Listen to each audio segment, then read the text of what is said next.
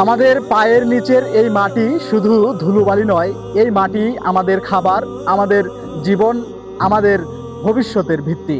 মাত্র 1 ইঞ্চি উর্বর মাটি তৈরি করতে প্রকৃতির শত শত বছর লেগে যায়, কিন্তু অসচেতনতা আর দূষণের কারণে এই মাটি নষ্ট হতে সময় লাগে মাত্র কয়েক বছর। আমরা প্রতিদিন যে ধান, গম, সবজি কিংবা ফসল খাই, সব কিছুর শুরু এই মাটি থেকেই।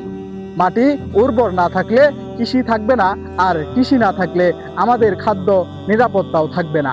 অতিরিক্ত রাসায়নিক সার, কীটনাশক, ইটভাটার প্রভাব আর অপরিকল্পিতভাবে কৃষি জমি ভরাট করার কারণে ধীরে ধীরে হারিয়ে যাচ্ছে মাটির স্বাভাবিক শক্তি।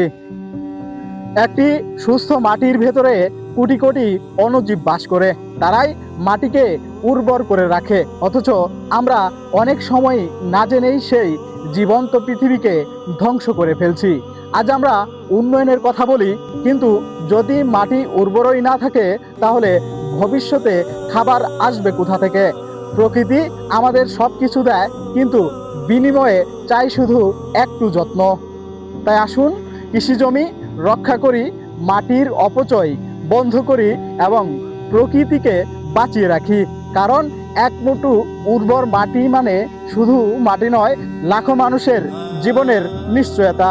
আচ্ছা বলুন তো, আপনার এলাকায় কি আগের মতো কৃষি জমি আছে নাকি কমে যাচ্ছে?